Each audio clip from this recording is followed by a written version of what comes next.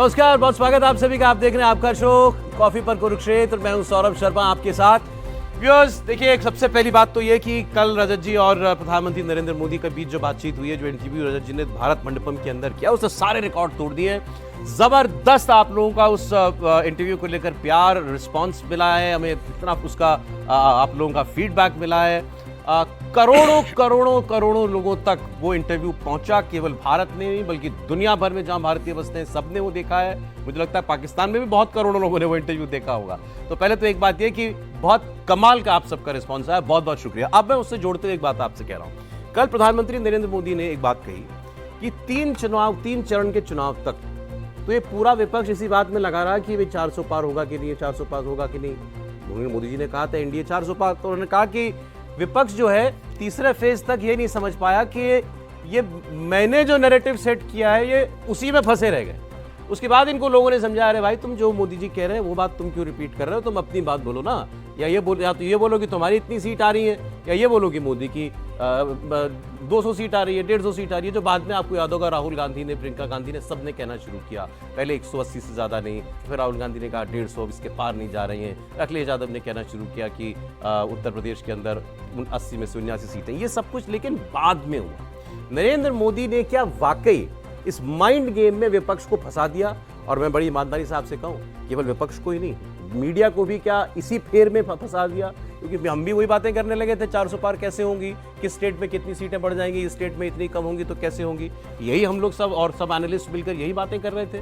तो जनता के बीच में क्या इंप्रेशन गया, यार ये तो बात 400 की कर रहा है, मतलब सरकार तो बना ही रहा है ना। जो आदमी 400 क्लेम कर रहा है 272 तो ले ही आएगा।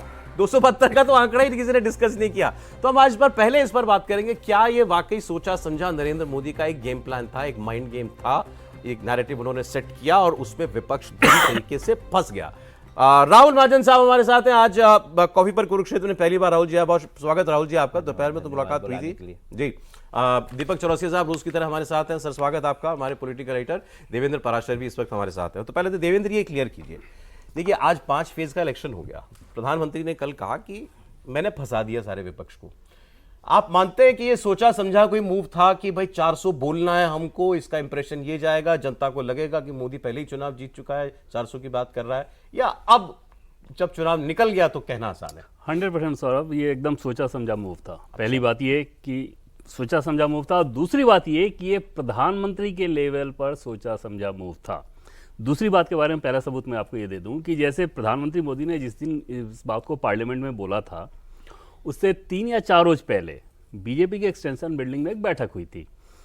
उस बैठक में कुछ इस प्रकार के नारे, अब की बार 400 पार जैसे कुछ लगाए गए और वो खबर के तौर पे बाहर आई। कुछ नेताओं ने उस बात को बता दिया, टेलीविजन पे वो चलने लगा, नेक्स्ट डे कुछ अखबार में भी छपा था। पार्टी का जो कम्युनिकेशन सिस्टम है वो लगातार इस बात को खारिज करते रहा कि आखिर किस आधार पर आप लोग ये चला रहे हैं। पार्टी ने ऐसा बिल्कुल भी नहीं सोचा है। पार्टी अपने लोगों को कह रही थी जो नारा लगा रहे थे उनको, मीडिया को कह रही थी। अच्छा, कि मीडिया कैसे ये चला रहा है, हमारे यहाँ तो ऐसी कोई बात ही नहीं हुई है, हमारा कोई ऐसा फैसला नहीं है, हमने ऐसा कोई नारा नहीं गढ़ा है, ना ही ऐसा कोई टारगेट सेट किया गया है।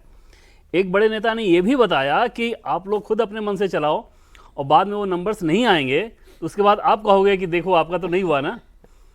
क्योंकि उसमें उनसे ये पूछा गया था कि भाई अगर ऐसा चल भी रहा है तो इसमें आपको नुकसान क्या है। तो उस पर उनका ये कहना था कि खुद अपने मन से चलाओगे और अगर मान लो 390, 395, 399 रह जाए तो फिर गलत साबित करोगे। तो ये मीडिया का काम, ऐसे करके वो बरस रहे थे।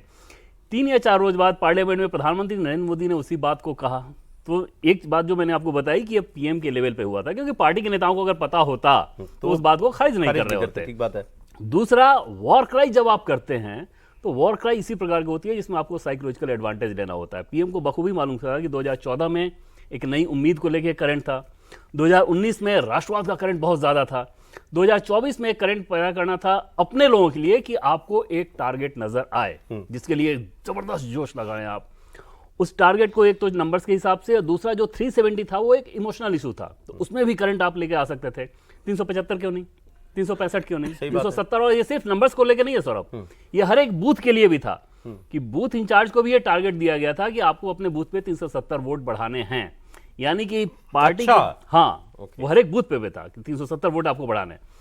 तो बेसिकली हर जगह 370 हर आदमी के मन में आ जाए, 370 पूरी तरह से आ जाए और आपके कार्यकर्ता हैं तो उससे जोश में आ जाएं और सामने वाला साइकोलॉजिकली उसको थोड़ा सा अवैक हो जाए कि अरे यार और ये तो आ ही 370 रहा है। मतलब कश्मीर वाला 370 कश्मीर वाले 370 को ध्यान में रखें सीधे सीधे, क्योंकि वो एक इमोशनल डिजिट है इनके लिए, बीजेपी वालों के लिए। सोचिए कहां तक सोचा गया कि भाई भाजपा 370 लाएगी, इससे एक तो ये कि आपकी जीत का मार्जिन इतना बड़ा है, लोगों को बीच में विश्वास पैदा होगा, और दूसरा कश्मीर से धारा 370 हटाई है तो वो 370 का मुद्दा कभी आपके मन से जाए ही ना।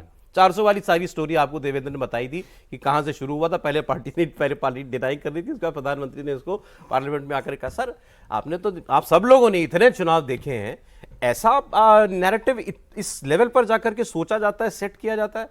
नहीं, ये प्रधानमंत्री मोदी की खूबी है कि वो हर गेंद को जो है अलग ढंग से खेलते हैं। इस चुनाव में भी उन्होंने 370 क्यों, मैं पहले उसका लॉजिक बता दूं। 370 इसलिए कि आपने 370 हटाया कब, 2019 में। क्या वो आपको याद रहा? क्या वो आपके दिल में तो उतरा था उस वक्त? कितना राष्ट्रवाद का उभार हुआ था और किस किस तरह के नारे लगे थे प्रधानमंत्री जी के लिए, उनकी तो पार्टी फेड हो के लिए। जाता तो फेंट हो जाता है ना, तो इसलिए 370 आया।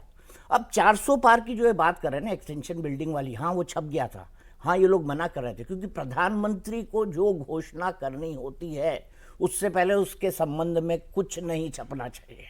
अगर छपे भी तो, क्योंकि प्रधानमंत्री से किसी में ये हिम्मत नहीं कोई पूछ ले कि सर क्या इसको ऐसे आप करने जा रहे हैं ना, वो उनका ही दिमाग है सर, सॉरी माफ कीजिएगा, ये उनका ही दिमाग है, वही कॉल लेते हैं, वही डिसीजन लेते हैं, और उन्होंने इसीलिए इसको 370 रखा और 400 इसको रखा। और ये मत भूलिए उन्होंने कहा था पहली बार 272 पार 2014 में, किसी को उम्मीद नहीं थी 272 आएगी, क्योंकि उत्तर प्रदेश में तो सरकार ही आपकी नहीं थी, सरकार आपके खिलाफ थी, गिनती की सीटें उत्तर प्रदेश में थी डबल डिजिट के आसपास। फिर अगली बार उन्होंने कहा 300 पार, 303 आई, अब कहा है 400 पार। अब 400 आएंगी या नहीं आएंगी, लेकिन मैं एक बात कहूं, हम आज भी तो वही नहीं कर रहे जो मैंने अभी भी टीवी पे अभी बोला है, एक लाइन हम भी फंस गए थे इस चीज में कि 400 पार। एक लाइन में मैं कहना चाहता हूँ, एक लाइन में मैं कहना चाहता हूँ, देखिए 400 पार तो उन्होंने एनडीए वालों को बोला है ना, तो बीजेपी 340 आ जाए, 355 आ जाए, इतने साथी उनको मिल जाएंगे जो एनडीए के अभी बाहर है, वो एनडीए में आके 400। मैं कह रहा हूं, मैं बात ही दूसरी कर रहा हूं आपसे।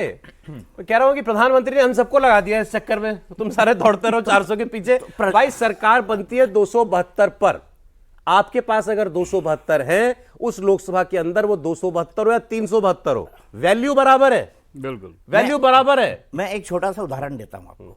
आपको याद है नारी शक्ति वंदन अधिनियम आया, कुछ बड़ा फैसला होगा, ठीक है, फिर उसके बाद एक चुनाव, एक देश एक चुनाव की बात आ गई, फिर कोई दूसरी बात आ गई, फिर आखिरी में निकल के आया नहीं ये तो नारी शक्ति वंदन है। तब भी नारी शक्ति वंदन अधिनियम कुछ लोगों ने चला दिया था, लेकिन उसको कहा गया कि नहीं नहीं ये नहीं, एक देश एक चुनाव, उसके लिए बकायदा कमेटी भी बनाई गई। तो ये प्रधानमंत्री की खूबी है कि वो घुमाते रहते हैं, राहुल जी काम देके रखते हैं। आपने अभी तक विपक्ष के किसी भी नेता का, और सीरियस नेता का कोई सीरियस स्टेटमेंट ये सुना कि हमारी इतनी सीटें आ रही हैं?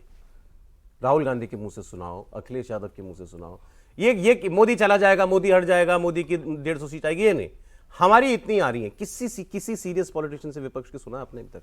देखिए बड़ा मुश्किल है ये विपक्ष के लिए, क्योंकि विपक्ष भी इस, जैसा प्रधानमंत्री ने कहा कि विपक्ष इस फेर में फंस गया था। शुरुआत में तो वो यही कह रहे थे कि नहीं 370 नहीं आएंगी, 400 नहीं आएंगी, ये सब आप वैसे ही है। ये तो बाद में जो मेरे ख्याल से तीसरे फेज के बाद उनको समझ आया कि भाई जो है ये कुछ गड़बड़ हो गई है, हमें ये बात करनी चाहिए कि इन लोगों की इतनी सीटें कैसे नहीं आएंगी, या इनकी 350 आएंगी, या नंबर देने की कोशिश करनी चाहिए।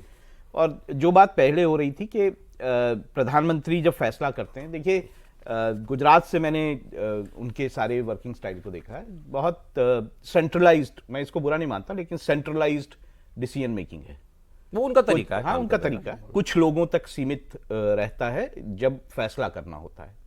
तो वो मुझे नहीं लगता है पार्टी को बिल्कुल भी पता था कि इस तरह का नारा जो है दिया जाएगा। और देखिए 2014 में जो है वो बदलाव का नारा था, कांग्रेस से परेशान थे, सरकार बदली जानी चाहिए, ये नारा चल रहा था। 2019 में जो है वो सुरक्षा, कौन देख सकता है देश को, जो सर्जिकल स्ट्राइक्स और ये सारा मामला था, किस तरह से देश को कौन बचा के रख सकता है दुश्मन से, ये सारे ये इमोशनल एक इशू था। इस बार भी राम मंदिर था, लेकिन राम मंदिर, क्योंकि मुझे लगता है बीजेपी जो है वो ये नहीं मानती कि राम मंदिर को पॉलिटिकल या फिर एक नारे की तरह यूज करना चाहिए। मुझे लगता है कि बीजेपी को एक ऐसा नारा चाहिए था जो लोगों की जुबान नारे के नारा ना गढ़ दिया और राम मंदिर पर, ये तो ठीक है, लेकिन बता रहा हूं, देखिए इस्तेमाल तो पूरा किया है। मैं आपको गुजरात का नारा बताता हूं। गुजरात में ऐसा तो नहीं था प्रधानमंत्री के बीजेपी वीक थी कभी, बड़ी स्ट्रांग पार्टी गुजरात में रही। तो नारा क्या लगता है, नारा क्या बनाया गया था? जो लोग बोलते थे, जो कार्यकर्ता बोलते थे, बोला जाता था देखो देखो कौन आया, गुजरात का शेर आया। ये नारा था। स्ट्रांग मैन की इमेज बनाई गई थी। ऐसा नहीं है कि नारे गढ़े जाते हैं, तो वो ठीक है, बाकायदा। और गढ़ा तो इसमें इस बार भी- मोदी की गारंटी भी किया था। हाँ, मोदी मोदी मतलब की भी वो- गारंटी भी यहाँ पे किया गया। हाँ। लेकिन सबसे बड़ा नारा जो शुरुआत में शुरू हुआ अच्छा, वो यही था कि 400 अब मैं और आपको 370। अब मैं आपको बताता हूँ बड़ी मजेदार बात। ये हुआ, ये तो 3 फेज की बात होगी। उसके बाद आपने देखा कि उसके बाद कांग्रेस का मैनिफेस्टो जो है बीजेपी ने ध्यान से पढ़ लिया। फिर उसमें लिखा था कि हम बहुसंख्यकवाद नहीं चलने देंगे। फिर उसमें लिखा था कि हम आपको आपकी सारी धार्मिक आजादी देंगे। ये सब बातें तो उन्होंने कहा ये तो जिन्ना की छाप है इस मैनिफेस्टो पर। तो फिर उसके बाद वो आरक्षण का कार्ड खेल रहे थे राहुल गांधी, तो इन्होंने उसमें ये अपना कार्ड खेल दिया कि ये आरक्षण तो ये लोग छीन लेंगे तुम्हारा, और आरक्षण छीन करके मुसलमानों को दे देंगे। तो ये वो चलता। आज क्या चल रहा है आपको मालूम है? मैंने तो सर पकड़ लिया एक बार को। मैंने कहा भगवान, मतलब जैसे राहुल जी ने अभी कहा, 2 दिन पहले कहा कि मैं सिस्टम के अंदर पैदा हुआ हूं, मैं सिस्टम को जानता हूं, मुझे कोई झुटला नहीं सकता है। मेरे पिताजी, मेरी दादी 10 साल, मनमोहन जी, मैं सरकार में ही रहा हूं, सिस्टम के अंदर ही रहा हूं, और ये पिछड़ों का विरोधी है। आप मतलब किसके लिए कह रहे थे बात? अब क्या हुआ, प्रधानमंत्री एक बात कह रहे हैं, कुछ दिनों से कह रहे हैं, कल रजत जी के इंटरव्यू में उन्होंने कही कि देखिए मुझे अब ये पूरी तरीके से विश्वास हो चुका कि मुझे ऊपर वाले ने, ईश्वर ने एक विशेष काम के लिए भेजा। विशेष काम यह है कि जनता भारत की सेवा करो, भारत को विकसित राष्ट्र बनाओ। मुझे भेजा ही भगवान ने इसीलिए है। और उन्होंने कल तो इसके बाद एक लाइन और कह दी, और जो अभी तक कहीं उन्होंने कही थी, उन्होंने कहा मुझे इसी काम के लिए भेजा है और 2047 तक भारत विकसित राष्ट्र बनेगा, और तब तक मुझे भगवान बुलाएगा भी नहीं अपने पास। मतलब मैं करके जाऊंगा सब। उन्होंने ये कहते हैं मैं सब करके जाऊंगा, अपनी आंखों के सामने करके जाऊंगा। इसका साइकोलॉजिकल इंपैक्ट सोचिए क्या है। हमारे देश में बात होती है कि भाई आदमी 60 में रिटायर हो जाता है, या मोदी जी के बारे में इन्होंने कह दिया था मैं 75 में रिटायर हो जाएंगे। वो सब बातें मोदी जी ने खुद ही खारिज कर दी। उन्होंने तो कहा मैं हूं, मैं कर रहा हूं और मैं करता रहूंगा। तो एक क्लियर। अब इस पर राहुल गांधी क्या बोले? राहुल गांधी ने रैली में कहा कि आजकल मोदी जी बहकी बहकी बातें कर रहे हैं, कह रहे हैं मुझे भगवान ने भेजा है। अरे अगर कोई हमारे घर में कोई ऐसी बात कह दे तो उसको तो हम दिमाग के डॉक्टर के पास ले जाते हैं, इनको साइकियाट्रिस्ट के पास ले जाना चाहिए मोदी जी को। और इससे उनको लग रहा है कि फायदा होगा, उनको वोट बढ़ जाएगा कि मोदी का दिमाग फिर गया। ये बोलो। वाकई सौरभ, और ये बहुत हैरानी वाली बात इस लिहाज से थी कि राहुल गांधी ऑफ रिकॉर्ड बातचीत में वो ये दावा करते हैं कि अध्यात्म, हिंदू अध्यात्म और दर्शन को बहुत ज़्यादा जानते हैं। जैसे एक बार उदाहरण देकर वो बता रहे थे कि आखिर ऐसा क्यों है कि जो सिर पे चंदन लगाया जाता है ललाट पे, वो 3 रेखाएं क्यों होती हैं, इस तरह की आकृति क्यों होती है। जो व्यक्ति इस तरह की बात करेगा, हर एक हिंदू ये मानता है कि भगवान ने उसे किसी न किसी मकसद के साथ भेजा गया है।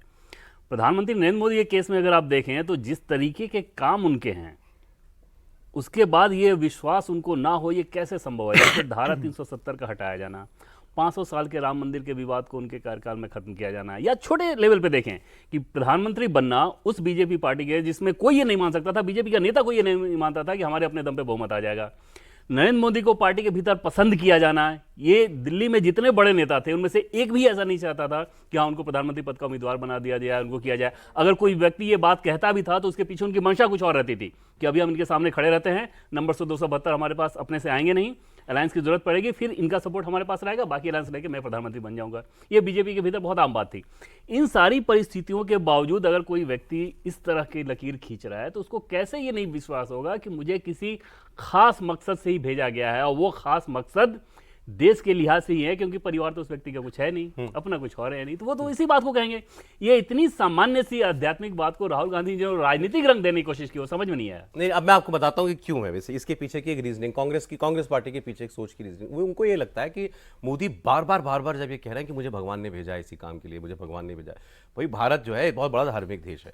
भारत में मतलब मुझे लगता है लगभग हर आदमी किसी न किसी रूप में ईश्वर को मानता है। वो होंगे अपवाद होते हैं, लेकिन किसी न किसी रूप में ईश्वर को मानता है, और वो सुबह उठ के धूप दिया बत्ती भी करता ही होगा। अब वो उसमें बहुत सारे ऐसे जो ऑलरेडी मानते हैं कि नरेंद्र मोदी के पास कोई दिव्य दैवीय शक्ति है। ऐसा है, आम बातचीत में लोग आपको मिल जाते हैं सर ये कहते हुए कि नहीं यार ये आदमी कुछ खास है, इसको ना कुछ भगवान की कुछ विशेष कृपा है, या इसके पास कोई खास ताकत है। तो मुझे सीरियसली लगता है कि कांग्रेस को ये लगता है कि लोग हमारे जो हैं इतने धार्मिक लोग हैं, ये मानने ना लग जाएं कि यार वाकई में ये ना कोई अवतार टाइप आदमी है, या इसको भगवान ने सच में भेजा है, तो यार इसी के पीछे चलते रहो, और ये कोई तो भला करेगा। राहुल गांधी जी तो मान ही लेंगे। हाँ? और कोई तो राहुल गांधी जी मान नहीं, मैं लाइटर नोट पे बात कर रहा हूँ, बट मैं आपको ये कहना चाहता हूँ, प्रशांत किशोर ने गुजरात, माफ कीजिएगा, पश्चिम बंगाल के चुनाव में जब वो जिम्मेदारी निभा रहे थे तो उन्होंने एक वेबकास्ट किया था कुछ पत्रकारों के साथ, और वो बता रहे थे, हालांकि उन्होंने ये कहा था कि 100 का आंकड़ा बीजेपी नहीं पार करेगी। उनका ये मानना था कि बीजेपी के सपोर्टर्स इस बात को महसूस करते हैं और एक हद तक मानते भी हैं कि प्रधानमंत्री मोदी के पास कोई दिव्य चीज है जो उनको विपरीत परिस्थितियों में भी बेहतर करने का वो देती है। देखिए, आपदा को अवसर बनाना, ये किसी आदमी ने सीखा, किसी आदमी को आपको सीखना हो तो प्रधानमंत्री मोदी की पूरी आप लाइफ की जर्नी देख लो।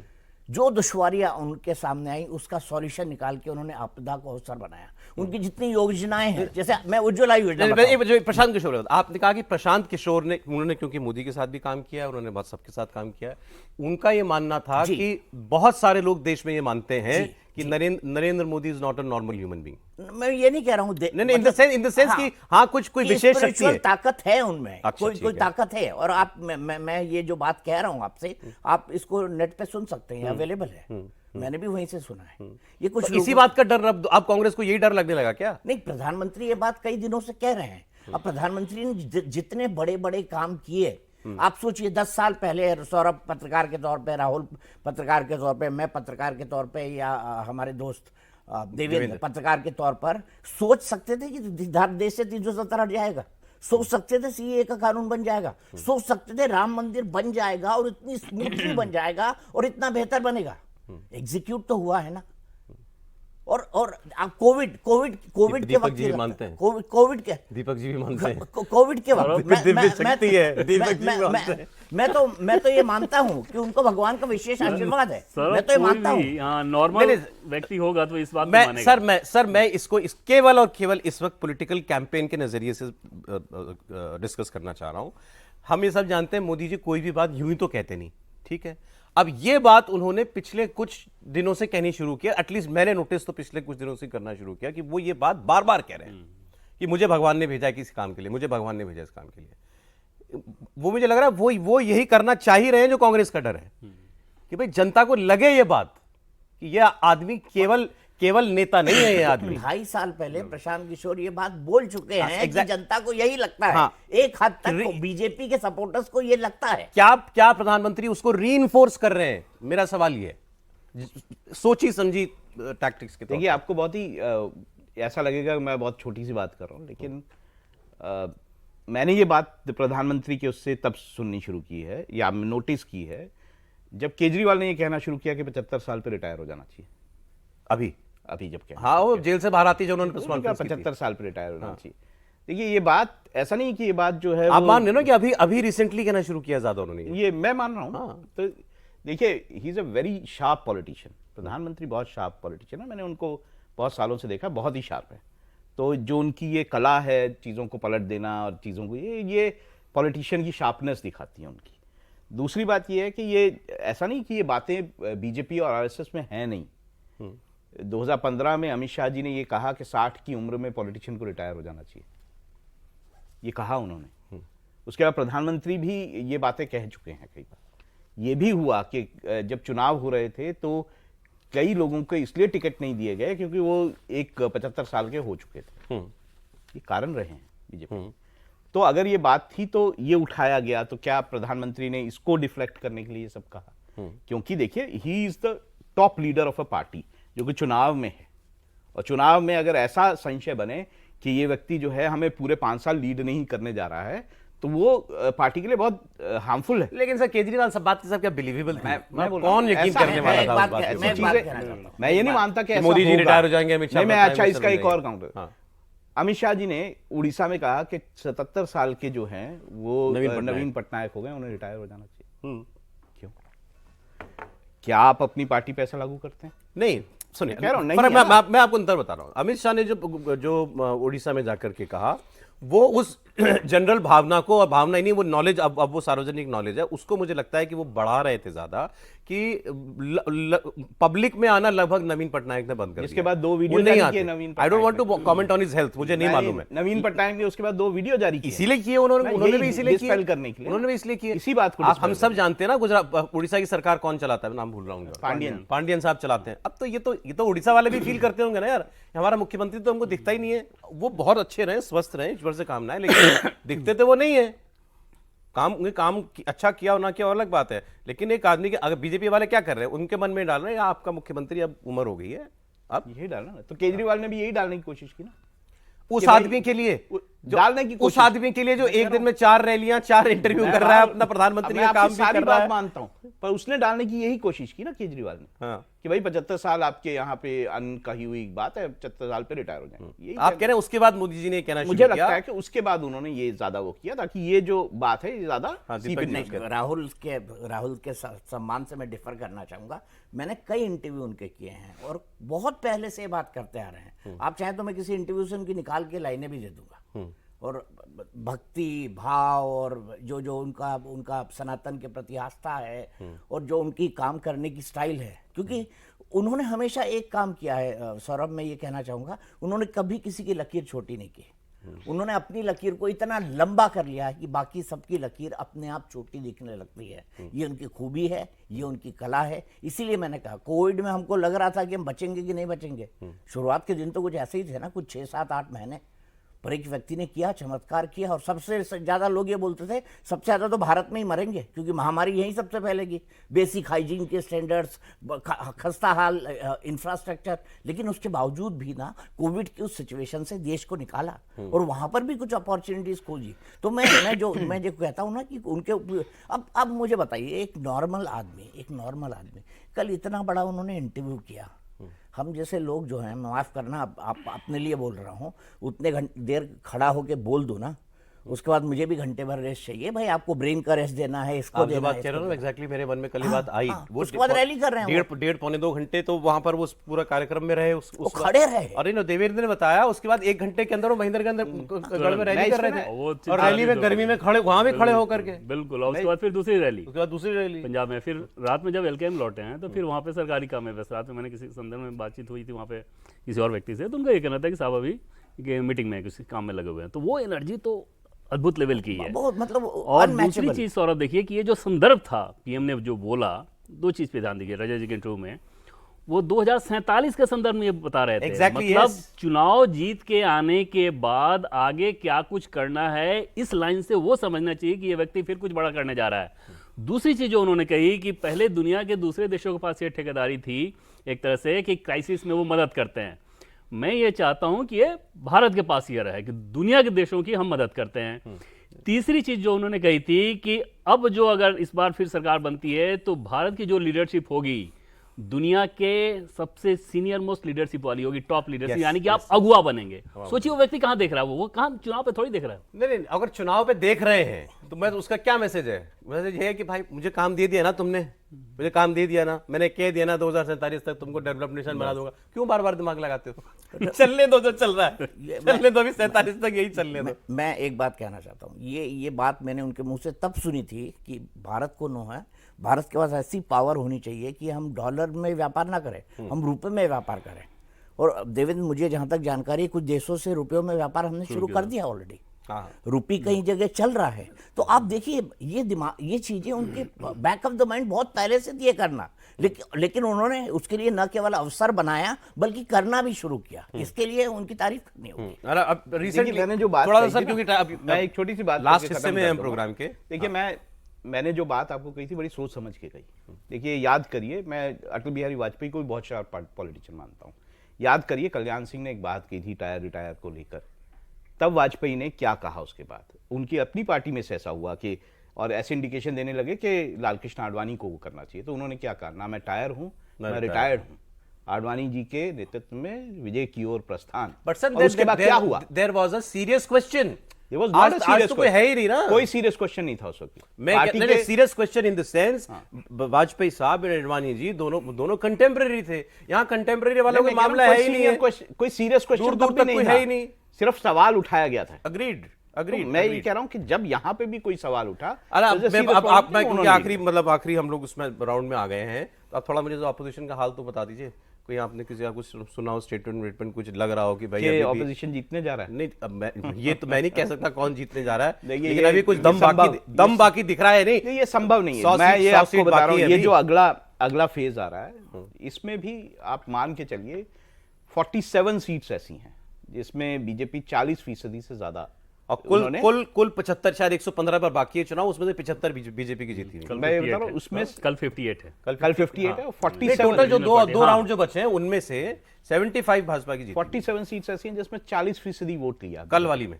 हाँ, अच्छा, तो देखिए ये है मेरे पास लिस्ट। हाँ जी, दिल्ली, हरियाणा, ये सब देखिए कल दिल्ली पूरा हो जाएगा, हरियाणा पूरा हो जाएगा, यूपी में 14 सीट यूपी में 14 सीटें वो हो जाएंगी पूरी। हाँ जी, तो यहाँ पे देखिए ये बात तो है कि बीजेपी बड़े एडवांटेज के तौर पर हर दौर जो जा रहा है, हर फेज जा रहा है, उसमें बड़े एडवांटेज के तौर पे जा रही है। कल जो फेज होने वाला उसमें मैं ये मानता हूँ कि हरियाणा कुछ ऐसा है, उड़ीसा की कुछ ऐसी सीटें हैं, कुछ पश्चिम बंगाल की ऐसी सीटें जहाँ पे ऑपोजिशन स्ट्रांग है। दिल्ली नहीं कह रहे आप? दिल्ली में मैंने पहले भी हमारी डिस्कशन में दिल्ली आ चुका है। दिल्ली की 7 सीटें ऐसी हैं जिसमें से 5-6 जगह पर काफी अच्छा चुनाव जो है होगा। 7 में से 5-6 बिल्कुल होगा, मतलब टफ और फाइट, टफ बिल्कुल होगा। बिल्कुल होगा, ये मैं आपको बोल रहा हूँ। जैसे हमने एक डिस्कशन किया था, इसमें नहीं दूसरे शो में, आपके चांदनी चौक की सीट। चलिए बात करते हैं। जेपी अग्रवाल उधर है, यहाँ पे खंडेलवाल बीजेपी की तरफ से। जी खंडेलवाल जो हैं वो बहुत अच्छे नेता हैं, सारे व्यापारियों के नेता हैं, सब कुछ ठीक है, ऐसा लगता है कि वो बहुत अच्छा चुनाव लड़ेंगे। लेकिन जो लोग चांदनी चौक को जानते हैं, वहाँ व्यापारियों की दुकानें हैं, रहते वो जमुना पार है व्यापारी ज्यादा, तो वो उनके वोटर नहीं है। तो ऑलराइट, तो आप तो ये मैं कह रहा हूं, आप काफी कह रहे हैं सारा- हरियाणा, दिल्ली और कुछ एक और राज्यों के अंदर ऐसा नहीं है कि बिल्कुल भाजपा के लिए बहुत इजी रन है, कहीं ना कहीं टफ हो सकता है आपके लिए सर इलेक्शन कल का। मुझे तो कोई वो नहीं दिखता। दिल्ली में? मैं दिल्ली में कंपेयर भी कर लूं, दोनों लोग मिल गए, चलिए आम आदमी पार्टी और कांग्रेस मिल गए, ठीक है, मिलके दोनों का वोट शेयर आप मैं जोड़ इसका लीजिए जवाब और 10% और जोड़ लीजिए, 55% से ऊपर वोट शेयर बीजेपी का यहां पर है। कितना कम हो जाएगा? बस जीत का मार्जिन कम हो जाएगा। 2019 में कांग्रेस का वोट शेयर जो था, 2009 में कांग्रेस का वोट शेयर 57% था। अब क्या था? 2014 में क्या वोट शेयर आ गया था? 15%। ये बात मत सोचिए कि वोट शेयर ऐसे अब आप गिरता है। यूपीए 2 को मोदी 2 से कंपेयर मैं आपको बता रहा हूं वोट शेयर कैसे गिरता है। गिरने की वजह होनी चाहिए ना सर। बिल्कुल वजह होनी चाहिए। यहाँ पे आम आदमी पार्टी वजह है ना, जो 33% वोट शेयर ले गई है 2014 में, वजह है ना। 19 में बहुत कम हो गया था उसका वजह, 1-1.5-2% रह गया था। नहीं, वो एक कह रहे हैं जिसने मैं पिछली बता रहा बार हूं, वोट शेयर बहुत पिछली बार चेंज- केजरीवाल को मत वोट किया और सोचिए। कांग्रेस को वोट किया, वो सारे उन्हीं को वोट कर दे। बीजेपी के अपने जो है 55%, 60%। आप अपने क्यों मान रहे हैं? तब क्या हुआ था? नहीं, मैंने फिर आपसे वही कहा, गिरने की कोई वजह भी तो बताई जाए कि दिल्ली में बीजेपी का वोट यूं गिरेगा साहब, इसलिए गिरेगा मैं बीजेपी मान का रहा हूँ वोट। ना, मैं ये तो बोल रहा हूँ आपको कि दो जब पार्टियां साथ आती है तो ऐसा मत सोचिए कि सिर्फ वही वोट शेयर साथ आया। बहुत सारा होता है। अच्छा ठीक है, ओके चलिए। नहीं, दिल्ली में मुझे नहीं लगता कि दूर दूर तक 6 सीटों पे तो दूर दूर तक चैलेंज नहीं है। इस दिल्ली की जो सीट है वो थोड़ा नजदीकी मुकाबला वाला हो यूपी सकता का है। बताइए, 14 सीटें। यूपी की 14 सीटें ये बीजेपी की सेफ वाली सीटें हैं। हरियाणा में 3 सीट में बीजेपी बहुत मुश्किल में रहेगी। इस नाम के हिसाब से बात करें तो रोहतक, सोनीपत, हिसार, ये 3 पिता सीटें पुत्र वाली सीटें। हाँ, रोहतक, सोनीपत, हिसार और भिवानी महंतगढ़ को लेकर चर्चा थी, लेकिन अब नतीजे जब आएंगे तो देखेंगे आपकी ठीक ठाक मार्जिन से वो सीट जीत रही है। वजह क्या है? बंगाल- हरियाणा में टफ होने की वजह क्या है? जाटों की जो नाराजगी है वो खत्म नहीं हुई है इस बार, और पिछली बार क्योंकि राष्ट्रवाद में जाट का एक हिस्सा कुछ कट गया था, बीजेपी की तरफ आ गया था, इस बार वो नहीं है और जाति सेंट्रिक बहुत तो हरियाणा में 10 on 10 मुश्किल है बीजेपी के लिए। मुझे लग ही नहीं रहा कि 10 और 10 होगा। लग ही नहीं रहा कि होगा। आप दूसरा और कोई स्टेट और कह रहे थे जल्दी से, क्योंकि समय कम रह गया। एक स्टेट आप और कोई बता रहे थे इसके बाद, बंगाल या उड़ीसा? बंगाल में ये जो फेज है ये बीजेपी के लिए अच्छा वाला फेज है। 7वें फेज में बीजेपी को उम्मीद नहीं रहेगी। इस फेज 8 में सीटें बीजेपी, में। हाँ, अच्छा, इस ठीक फेज में है। बीजेपी आप कह रहे हैं अच्छा इसमें उम्मीद स्कोर कर करेगी बात। इसमें सर स्कोर करेगी। जल्दी। मैं तो कह चुका हूं, मुझे तो लग रहा है कि कहीं दिक्कत भारतीय जनता पार्टी को 7वें फेज तक नहीं है। आसानी अरे आपने से अब से लेके अंत तक मैंने का अभी बता तक दिया। अंत तक, मैं तो पहले दिन से ये कह रहा हूं 303 प्लस, और मैं कह रहा हूं उसके पीछे कैलकुलेशन है मेरे भाई। मैंने 90 हरियाणा में वो कह रहे हैं दिक्कत है। हाँ, मैं मानता हुड्डास जो है। बिल्कुल ठीक बोल रहे हैं, उन 3 सीटों पे उनको दिक्कत है, पर उन 3 से बाद में सर एक दवाई है ना, नरेंद्र मोदी कार्ड, उसके सामने जो है कई सारी चीजें फीकी पड़ जाती वैक्सीन। है। वो वैक्सीन है। वो ऐसी वैक्सीन है। और हर एक हरियाणा कैंडिडेट में को भी वो वैक्सीन उन्होंने दे रखी है। कैसे दे रखी है? वो एंटी जाट पॉलिटिक्स करते हैं और जाटों को जो है बांट देते हैं, चौटालाज में और कांग्रेस के अंदर हो गया। और जो बाकी नायब से नहीं ओबीसी लाए ना उसको, तो अगर सभी ओबीसी ने एक साथ वोट कर दिया और जाट दो तरफ बढ़ गए तो 10 की 10 सीट निकल गई। तो हालांकि मैं मानता हूं 3 सीटों में कई शरवस्ती, टक्कर तो है। मोटे तौर पर आप लालगंज- कह रहे हैं ये 58 जो है बीजेपी के लिए अच्छा स्कोर करने वाली है। शस्ती, लालगंज, जौनपुर, ये सीटें ऐसी है जो बीजेपी के पास थी ही नहीं। फिर मैं उत्तर ऐसा प्रदेश थोड़ा की है। बात नहीं कर रहा हूं। उत्तर प्रदेश की मैं बात कर रहा हूँ, वहां पे नहीं, कैसे लेकिन- कैसे लेकिन जौनपुर तब दिक्कत होती है जब सपा बसपा अगर एक साथ आ जाए। नहीं, जौनपुर में लालगंज की आपका सीट हाँ, होती है कैंडिडेट, जब पिछली सपा बार बसपा एक जौनपुर साथ में तो है। कैंडिडेट आपका जो है वो महाराष्ट्र से, हमारा नहीं, बीजेपी का। मतलब सॉरी मैं वैसे ही बोल दिया आपको, मैं ऐसा लेकिन नहीं कहा। हाँ, मैं लाइट ये कर रहा हूँ। लेकिन अब जौनपुर में धनंजय सिंह के साथ आने के बाद आप देखेंगे कि कोई वैसी समस्या नहीं मैं है। वो आपको बता, समस्या ये पहले सारी जरूर सीटें थी। ऐसी हैं जहां लेकिन पर सपा ऐसा बसपा नहीं अगर बिल्कुल साथ आ आप- जाए आप तो निकल लालगंज- जाएंगे। देखिए, तो बात हमारी सारी हो गई। मोदी ने क्या 400 के फेर में सबको फंसा कर रख दिया। उसके बाद हमने बात की, अब वो कह रहे हैं मुझे ईश्वर ने भेजा है ऐसी किसी विशेष काम के लिए। अब अपोजिशन जो है इस फेर में फंस रहा है और कह रहे हैं कि मोदी का दिमाग फिर गया, इनको डॉक्टर के पास ले जाओ। और अब कल के इलेक्शन के बारे में भी हमने बात कर ली है। ये फेज और इसका आने वाला फेज, दोनों फेज बीजेपी के लिए अच्छे होने वाले हैं, ऐसा एनालिस्ट को लगता है। क्योंकि पिछली बार भी उन्होंने बहुत अच्छा स्कोर इस बार किया था। कोई इस बार ऐसी वजह नजर नहीं आ रही कि बीजेपी इस बार वहां पर खराब करेगी या पिछली बार से डाउन बहुत ज्यादा चली जाएगी। ऊपर जाने की गुंजाइश ज्यादा दिखाई दे रही है। आज कॉफी पर कुरुक्षेत्र में इतना ही है दोस्तों। बहुत शुक्रिया आप लोगों का जुड़ने के लिए हमारे साथ। कल आपसे फिर मुलाकात हुई, कल 6 बजे। राहुल जी, दीपक जी, देवेंद्र, बहुत शुक्रिया आपका।